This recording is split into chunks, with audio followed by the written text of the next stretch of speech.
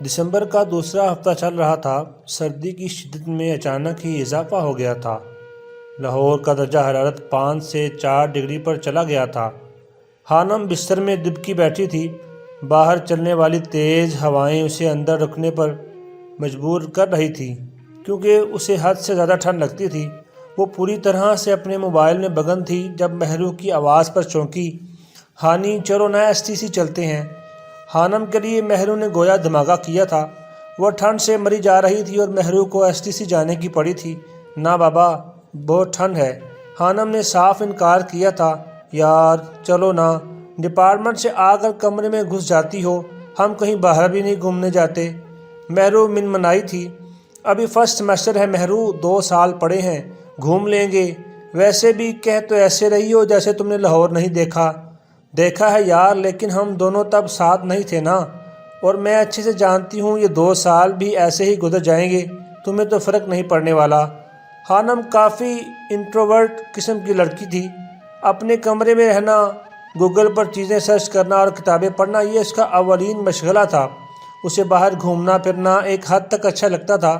وہ ان چیزوں کے لیے پاگل نہیں تھی، نہ وہ زیادہ سوشل تھی، اس سے فرینڈز نہیں بنائے جاتے تھے، اور اس کا ثبوت تھا کہ پورے اسکول، کالج اور اب یونیورسٹی لائف میں اس کی کوئی فرینڈ نہیں تھی سوائے مہرو کے۔ وہ اکثر حیران ہوتی تھی کہ مہرو اس کی دوست کیسے بن گئی تھی۔ یہ شاید مہرو کی پیش قدمی تھی۔ وہ اپنے آپ میں مگن رہنے والی لڑکی تھی اور لوگ اسے اکثر بورنگ کہتے تھے۔ کل چلیں گے نا؟ اب تو شام ہو گئی ہے، ویسے بھی باہر بہت ٹھنڈ ہے۔ او شٹ! مہرو نے اپنے سر پر ہاتھ مارا تھا۔ کیا ہوا؟ خانم حیران ہوئی۔ یار آج RJ کا انٹرویو تھا، میں بھول گئی۔ مہرو فوراً بستر کے اندر گھسی تھی اور لیپ ٹاپ اٹھا کر YouTube آن کی تھی۔ وہ اس کا انٹرویو کیسے مس کر سکتی تھی، جبکہ خانم افسوس سے سر ہلا کر رہ گئی تھی۔ کیسے ہیں آپ مسٹر RJ؟ جیسا ہمیشہ سے تھا، وہ مسکرایا تھا۔ اور آپ ہمیشہ سے کیسے ہیں؟ اینکر نے دوبارہ پوچھا۔ جیسے ابھی نظر آ رہا ہوں، یعنی آپ بدلتے نہیں، ایک سے رہتے ہیں۔ اینکر نے تصدیق چاہی تھی۔ جی آپ کہہ سکتی ہیں۔ وہ پھر مسکرایا تھا۔ آپ پر چیزیں، موسم اور خوبصورتی اثر نہیں کرتی کیا؟ موسموں کا بدلنا آپ کی شخصیت پر کتنا اثر کرتا ہے؟ سوال موجود تھا۔ کچھ خاص نہیں، مجھے یہ سب چیزیں جلدی متاثر نہیں کر پاتی۔ کمال ہے۔ خیر یہ سب چھوڑیں، اپنا حقیقی نام بتائیں۔ مجھ سمیت یہاں بہت سے لوگ نہیں جانتے ہوں گے کہ RJ کا اصل نام کیا ہے۔ روحان جبیل، لیکن لوگ مجھے RJ کے نام سے ہی جانتے ہیں۔ آپ کی گرل فرینڈ آپ کو کس نام سے بلاتی ہے؟ میری گرل فرینڈز؟ اس نے گرل فرینڈز پر زور دیا تھا، یعنی کوئی ایک نہیں تھی۔ بریک اپ سے پہلے جان، بریک اپ کے بعد شیطان، اس نے ڈھٹائی سے کہا لگایا تھا۔ اور آپ کے پیرنٹس؟ RJ تم ایک نمبر کے گدھے اور الو کے پٹھے ہو، تم سے زیادہ بیوقوف کوئی نہیں۔ سید جبیل کی آواز اس کے کانوں سے ٹکرائی تھی۔ لگتا ہے وہ آپ سے کچھ زیادہ ہی پیار کرتے ہیں۔ RJ کو خاموش دیکھ کر اینکر نے پوچھا۔ وہ کچھ ایکسٹرا ہی پیار کرتے ہیں۔ RJ بڑبڑایا تھا۔ آپ کو گانے کا شوق کب ہوا؟ جب میں 6 سال کا تھا۔ آپ کی آواز بہت اچھی ہے، جادو کرتی ہے۔ آپ پروفیشنل اور آفیشیل سنگر کیوں نہیں بن جاتے؟ مجھے شوق نہیں، سنجیدہ سا جواب آیا تھا۔ تو پھر کس چیز کا شوق ہے آپ کو؟ گانے اور تیرنے کا، لوگوں کو تنگ کرنا، ان کا جینا حرام کرنا، یہ سب کہنا وہ شاید بھول گیا تھا۔ یہ گدھا مجھ سے مار کھائے گا۔ سید جبیل کی آواز پر مدیحہ ایک دم اچھلی تھی۔ وہ حویلی آئی ہوئی تھی اور لاؤنج میں بیٹھی ٹی وی دیکھ رہی تھی جہاں RJ کا شو چل رہا تھا۔ ارے چھوٹے بابا سائیں آپ کب آئے؟ وہ ایک دم اپنی جگہ سے کھڑی ہوئی تھی۔ سید حویلی میں مرد عورتوں کا اور عورتیں مردوں کا خاص احترام کرتی تھی۔ بڑے بابا سائیں، چھوٹے بابا سائیں اور حشام آج تک مدیحہ کے کمرے میں نہیں گئے تھے۔ کوئی کام ہوتا تو پیغام بھیج کر بلا لیتے تھے۔ ایک RJ تھا جو طوفان کی طرح آتا اور جاتا تھا، نہ کسی کا ڈر تھا نہ لحاظ، سوائے سید جبیل کے جن سے وہ کھال کھاتا تھا۔ یہ لڑکا نہیں سدھرنے والا، اللہ جانے اس کا کیا بنے گا۔ کرتا ہوں اس گدھے کو فون۔ وہ افسوس کرتے جا چکے تھے جبکہ مدیحہ ایک بار پھر سر جھٹک کر انٹرویو کی طرف متوجہ ہو چکی تھی۔ سنا ہے آپ بہت موڈی ہیں مسٹر RJ؟ خوبصورت اینکر نے اپنے سامنے شان سے براجمان RJ سے پوچھا تھا۔ یہ شائننگ سٹار چینل کا سیٹ تھا جہاں پر زیادہ تر نئی شہرت حاصل کرنے والے نوجوانوں کے انٹرویو ہوتے تھے۔ اینکر صنم پچھلے کئی مہینوں سے RJ کو انٹرویو کے لیے بلا رہی تھی۔ جو مسلسل انکار کر رہا تھا۔ اسے شہرت کا زیادہ شوق نہیں تھا، وہ یہ چیز پروفیشنل سنگر بن کر بھی حاصل کر سکتا تھا۔ اچانک اس نے اب انٹرویو کے لیے ہاں کر دی تھی۔ نہیں، موڈی نہیں ہوں، لیکن میرے موڈ کا کوئی بھروسہ نہیں ہوتا۔ میں بہت کوئک رسپانس دیتا ہوں ہر چیز کا، شاید اسی وجہ سے لوگوں کو ایسا محسوس ہوتا ہے۔ وہ سنجیدہ سا بتا رہا تھا۔ فرض کریں مسٹر آر جے کہ آپ کو کسی سے محبت ہو جاتی ہے، کسی سے بھی، کیا ہو سکتی ہے؟ نو، نیور، لیکن میں 1000 محبتیں کر چکا ہوں۔ وہ ہنسا تھا۔ چلے محبت چھوڑیں، پسندیدگی ہی لگا لیں۔ کوئی آپ کو اچھا لگنے لگے اور پھر آپ کو محسوس ہو کہ وہ ایک دھوکے باز شخص ہے۔ فرض کریں وہ آپ کے دل کے بہت قریب ہو جائے، فرض کریں وہ آپ کو چھوڑ جائے اور آپ اس کی یاد میں روئیں، کیسا لگے گا آپ کو؟ لڑکیوں کی فرمائش پر جو آر جے کی مداح تھی، اینکر صنم اس سے محبت کے بارے میں بہت سوال کر رہی تھی۔ ہا ہا ہا ہا، اینکر کی بات سن کر آر جے نے زوردار قہقہہ لگایا تھا۔ وہ ہنسا تھا اور پھر ہنستا چلا گیا تھا۔ ویری انٹرسٹنگ، بہت دلچسپ ہوگا یہ سب، مجھے اچھا لگے گا اگر ایسا ہوا تو، انفیکٹ میں چاہوں گا اب ایسا ہو۔ وہ بے تحاشا ہنس رہا تھا، اس کی آنکھیں چمک رہی تھیں جن میں بہت زیادہ ہنسنے کے باعث اب نمی سی پھیل گئی تھی۔ جس بات کے تصور سے ہی عام لوگ کام جاتے تھے کہ انہیں محبت میں دھوکہ نہ ملے، وہ اس بات پر قہقہے لگا رہا تھا اور کہہ رہا تھا کہ اس کے لیے یہ سب دلچسپ ہوگا۔ لوگ حیران و پریشان سے اس کا شو دیکھ رہے تھے۔ وہ اپنی سوچ میں سلفائڈ ہونے کا ثبوت دے رہا تھا۔ اینکر صنم جانتی تھی کہ آج کا یہ شو سپرٹ ہونے جا رہا تھا۔ ہو ہی نہ جائے اس ڈیش کو کہیں محبت۔ محروم نے فل والیوم میں اس کا انٹرویو لگایا ہوا تھا۔ آخری بات سن کر ہانم بڑبڑائی تھی۔ یار ہانی، کچھ تو احترام کرو، جانتی ہو وہ سید ہے۔ محروم نے اسے ٹوکا تھا۔ ہاں تو میں نے کب کوئی گالی دی؟ میں تو بس ڈیش کہا ہے، اور جسے خود اپنے خاندان کا احساس نہ ہو تو دوسروں سے توقع کیا رکھنی؟ وہ بھی اپنے نام کی ایک تھی، مجال تو مان جاتی۔ اللہ معاف کرنا، بس غلطی سے منہ سے نکل گیا، ورنہ آپ جانتے ہیں میں ہر انسان کی عزت کرتی ہوں۔ وہ اب دل ہی دل میں اللہ سے معافی مانگ رہی تھی۔ مکی اور آر جے سینٹرل پلازا کے سامنے گاڑی میں بیٹھے تھے۔ مکی کی نظریں بار بار پلازا کی طرف اٹھ رہی تھی جہاں سے ان کے دوست نے باہر آنا تھا۔ وہ اسی کا انتظار کر رہے تھے۔ دیکھتے ہی دیکھتے مکی اچانک چونکا تھا۔ اسے گاڑی سے کچھ فاصلے پر ایک پیزا ہٹ کی طرف جاتی ہوئی مہرو اور ہانم نظر آئی تھی۔ یہ یہاں کیا کر رہی ہیں؟ انتہا کی دھند پڑ رہی تھی۔ مہرو اور ہانم دونوں گھٹنوں تک آتے کوٹ پہنے بھالو لگ رہی تھی، لیکن پھر مکی انہیں پہچان گیا تھا۔ یہ مہرو کبھی سکون سے نہیں بیٹھ سکتی۔ مکی کی تیوری چڑھی تھی۔ تمہیں کس بات کی فکر ہو رہی ہے؟ تمہاری ہونے والی زوجہ ہے مہرو۔ آر جے نے اپنی ہی بات پر چھت پھاڑ قہقہہ لگایا تھا۔ میرے ہونے والی زوجہ ہو یا نہ ہو، لیکن تمہاری قانونی وائف بھی اسی کے ساتھ ہے، مکی نے تب کر کہا تھا۔ اس کا اشارہ ہانم کی طرف تھا۔ آر جے نے چہرہ اس کی جانب کر کے دیکھا تھا۔ وہ واقعی وہی دونوں تھیں۔ منہ بند رکھو مکی، آر جے نے سنجیدہ سے لہجے میں کہا تھا۔ جب خود پر بات آتی تھی وہ سیریس سے ہو جاتا تھا۔ ویسے میں حیران ہوں، اچھی خاصی لڑکی ہے ہانم، ابھی تک یونیورسٹی میں یا باہر کوئی بوائے فرینڈ نہیں بنایا اس نے۔ وہ پرسوچ سے لہجے میں کہہ رہا تھا۔ کیوں، تمہارا دل کر رہا ہے کیا اس کا بوائے فرینڈ بننے کو؟ آر جے کے لہجے میں بلا کی کاٹ تھی۔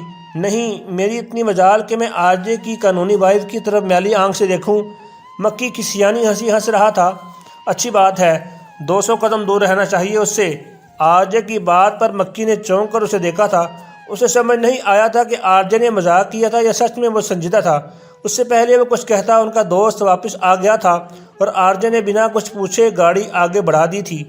اس رات ہانم کو نیند نہیں آ رہی تھی۔ صبح انہیں یونیورسٹی سے دسمبر کی چھٹیاں ہونی تھی۔ آر جے پچھلے 2 ہفتوں سے یونیورسٹی نہیں آیا تھا۔ وہ اکثر سوچتی تھی کہ اتنی چھٹیاں کرنے کے باوجود بھی ڈپارٹمنٹ والے اسے کچھ نہیں کہتے تھے۔ اس دوران ایک سیمینار ہوا تھا جس میں آر جے نہیں آیا تھا اور ہانم کو اس میں مزہ نہیں آیا تھا۔ اس کے سوال دماغ کو ہلانے والے ہوتے تھے، وہ سوچنے پر مجبور کر دیتا تھا، جبکہ باقی اسٹوڈنٹس اتنی گہرائی میں نہیں جاتے تھے۔ اس نے مہرو سے بھی نہیں پوچھا تھا کہ آر جے کیوں نہیں آتا۔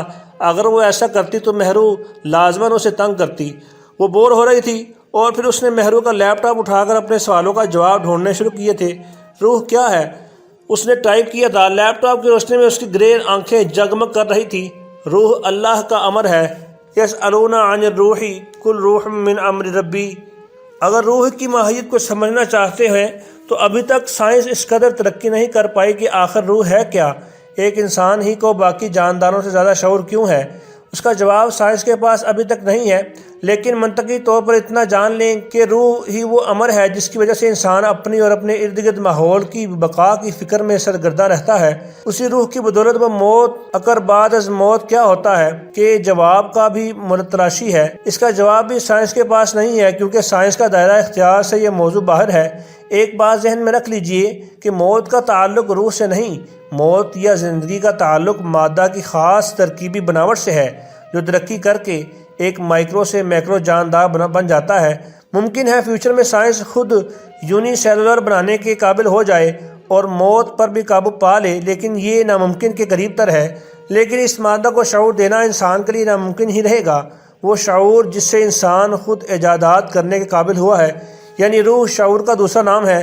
ہانم نے زیر لب کہا تھا، کوانٹم فزکس کا روح سے کیا تعلق ہے؟ صرف مذہبی نہیں بلکہ سائنسدان بھی موت سے قبل کے غیر معمولی تجربے کو مطالعہ کر رہے ہیں۔ اس معاملے کو فقط کوانٹم طبیعیات کے ذریعے ہی سمجھا جا سکتا ہے، جس کے بارے میں نیلز بوہر نے پیشن گوئی کی تھی۔ نیلز بوہر کے مطابق ایک منبع سے متعلق ذرات کے درمیان ایک مضبوط ربط پایا جاتا ہے، تاہم آئنسٹائن نے اسے بھوتیا رابطہ قرار دے کر مسترد کر دیا تھا۔ اس نظریے کے مطابق دو مربوط ذرات یعنی ایک منبع سے الگ الگ کیے جانے والے ذرے آپس میں ایک تعلق قائم رکھتے ہیں، اور ان کے درمیان یہ ربط کائناتی فاصلے کے باوجود بھی قائم و دائم رہتا ہے۔ کوانٹم طبیعیات سے وابستہ سائنسدان اب اس نظریے کو مکمل طور پر تسلیم کرتے ہیں۔ اسی نظریے کو سامنے رکھ کر بعض محققین کہتے ہیں کہ جسم اور روح اسی طرز پر ایک منبع سے جڑے دو الگ الگ عناصر ہیں، اور جسم سے روح دور ہو جانے کے باوجود ان کے بیچ ایک تعلق باقی رہ سکتا ہے۔ تاہم سائنسی طور پر ابھی اس مفروضے کا ثابت یا رد کیا جانا باقی ہے۔ موت کیا ہے؟ طبی زندگی کا عمل عموماً مختلف اعضاء کے ناکارہ ہونے، قلبی نظام کے تھم جانے، پھیپھڑوں اور دماغ کے ناکارہ ہونے کی صورت میں رکھتا ہے۔ طبی نقطہ ہائے نگاہ سے موت کی مختلف اقسام ہیں۔ ایک طرف تو کلینکل موت ہے، جس میں قلبی نظام رک جاتا ہے، جس کے نتیجے میں آکسیجن کے مختلف اعضاء تک ترسیل بند ہو جاتی ہے۔ کلینکل موت کو ٹالنے کے لیے منہ سے سانس دینے یا مصنوعی سانس دینے اور سینے کو دبانے سے اسے ٹالنا ممکن ہو سکتا ہے، لیکن اگر دماغ ناکارہ ہو جائے یعنی موت دماغی ہو تو پھر اسے ٹالنا ممکن نہیں ہوتا۔ گو کہ دماغ کی نچلی تہوں میں کچھ خلیات برین ڈیتھ کی صورت میں بھی زندہ ہو سکتے ہیں، مگر شعور جاتا رہا۔ یہ بات تاہم ابھی اہم ہے کہ دماغی طور پر مرنے والوں کو بھی مصنوعی طریقے سے طویل عرصے تک زندہ رکھا جا سکتا ہے۔ دماغی طور پر مر چکی خواتین کو بچے کی پیدائش تک مصنوعی طور پر زندہ رکھنے کے واقعات ہمارے سامنے ہیں۔ دماغی طور پر مردہ ہو چکے بعض مریض بیرونی عوام پر رد عمل ظاہر کر سکتے ہیں، تاہم ماہرین کا یہ بھی کہنا ہے کہ اس کی وجوہات ریڑھ کی ہڈی سے وابستہ ہو سکتی ہیں، اور اصل میں یہ درد یا بیرونی جھونے کا رد عمل نہیں ہوتے۔ ایک کرنٹ سا ہانم کے پورے جسم میں دوڑ گیا تھا۔ وہ جانتی تھی کہ موت اٹل ہے اور ہر زیرو کو اس کا ذائقہ چکھنا ہے، لیکن یہ سب پڑھ کر اس کا دل کانپ اٹھا تھا۔ ابھی تو اس نے کوئی تحقیق نہیں کی، بس سادہ سا جواب ڈھونڈا، اور اسے اپنا دل بند ہوتا محسوس ہوا تھا۔ انسان کے اندر صدیوں جینے کی چاہ صدیوں سے موجود ہے، لیکن موت پھر بھی اٹل ہے۔ وہ ان سوالات پر بہت تحقیق اور ریسرچ کرنا چاہتی تھی، لیکن وہ اچھے طریقے سے جانتی تھی کہ موت، حیات اور روح کا علم اللہ کے علاوہ اور کسی کو نہیں معلوم۔ موت کے وقت انسان کو کیا نظر آتا ہے؟ موت کے قریب جا کر واپس آنے والے کئی لوگوں نے بتایا انہیں ایک دلچسپ روشنی نظر آئی تھی۔ شاید موت اتنی بری یا خوفناک چیز نہیں ہے، مگر یہ بھی دیکھا گیا ہے کہ موت سے چند لمحے پہلے اکثر لوگ شدید تکلیف میں ہوتے ہیں۔ یہ تکلیف جانوروں میں نظر آتی ہے، مگر موت کے بعد کیا ہوتا ہے یہ ابھی تک معلوم نہیں ہو سکا۔ دنیا سے جانے والوں کے ساتھ ہم رابطہ قائم نہیں کر سکتے، مگر کچھ لوگوں کا دعویٰ ہے کہ دوسرے جہان کے کسی شخص سے ان کا رابطہ ہوا ہے، جسے سائنس ماننے کو تیار نہیں۔ اس کرۂ ارض میں موت ایک ضرورت ہے۔ یہ چھوٹا سا سیارہ جس کا 70% سمندر ہے، انسانوں یا حیوانوں کی بہت بڑی تعداد کو سنبھال نہیں سکتی، اس لیے اس جہان میں موت ناگزیر ہے۔ میری ذات رائے میں موت اگلے جہان تک پہنچنے کا ذریعہ ہے، اور اگلے جہان میں ہم بہت بہتر اور بامقصد زندگی میں داخل ہوں گے، بلکہ شاید ہم اس نور کا حصہ بن جائیں گے جس میں خوشیاں ہی خوشیاں ہوں گی۔ ہانم نے ایک گہرا سانس لیا تھا۔ کچھ ایسا تھا جسے دیکھ کر اسے سکون ہوا تھا۔ کیا پتہ وہ ایک اور جہان ہو جہاں واقعی ابدی خوشیاں ہوں، کیا پتہ وہ جہاں اس جہان سے بہت خوبصورت ہو۔ اس نے اپنے دل کو تسلی دی تھی۔ اس کی آنکھیں اب بند ہونا شروع ہو گئی تھی۔ ان سب میں کوئی لاجک نہیں تھا، لاجک اسے خود تلاش کرنا تھا۔ وہ سونے کے لیے لیٹ گئی تھی، اور پھر کچھ دیر بعد وہ نیند کی وادی میں اتر گئی تھی۔ آر جے فٹ بال یہ گراؤنڈ میں پریکٹس کر رہا تھا۔ آج ان کا فٹ بال میچ تھا جس ڈپارٹمنٹ کی ہی مختلف ٹیمز کے درمیان تھا۔ اس نے سامنے دوسرے گراؤنڈ میں دھوپ میں بیٹھی ہانم کو اور مہنو کو دیکھا تھا۔ وہ دونوں کسی بات پر ہنس رہی تھی۔ 5 منٹ بعد ہانم کے پاس کلاس کا ایک لڑکا آیا تھا۔ آر جے اسے غور سے دیکھ رہا تھا۔ اس کے ذہن میں کل والی مکھی کی بات گھوم رہی تھی۔ ہیلو ہانم، کیسی ہو؟ وہ اس کے پاس بیٹھتے ہوئے پوچھ رہا تھا۔ وہ دونوں چونکی تھی۔ جی الحمدللہ میں ٹھیک ہوں، وہ حیران سی بتا رہی تھی۔ دراصل مجھے تم سے ضروری بات کرنی ہے۔ اس کے ہلتے لبوں کو دیکھ کر آر جے کا حرکت کرتا ہوا فٹ بال والا ہاتھ رکا تھا۔ وہ اس کی لپسنگ سے اس کی بات کو سمجھ رہا تھا۔ تم بہت اچھا بولتی ہو۔ میں نے ہمیشہ تمہیں آر جے سے بحث کرتے دیکھا ہے اور مجھے بہت اچھا لگتا ہے تمہیں سننا، وہ صاف صاف بتا رہا تھا۔